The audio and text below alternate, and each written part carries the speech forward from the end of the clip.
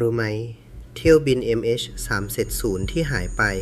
มันไม่ใช่เครื่องบินลำแรกที่หายในบริเวณนั้นปี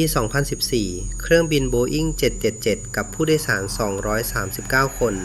ระเหยหายไปจากเรดาร์ในเวลาแค่ 40 นาที มีเพียงเศษซากเล็กๆที่พบเกยฝั่งปีต่อมาแต่รู้ไหมสิ่งที่สงสัยที่สุดคือก่อนหายไป 7 นาทีเครื่องบินเปลี่ยนทิศทางเองแล้วระบบติดต่อสื่อสารทุกตัวดักพร้อมกันจนวันนี้ยังไม่มีคำตอบใครเชื่อว่าเป็นอุบัติเหตุบ้าง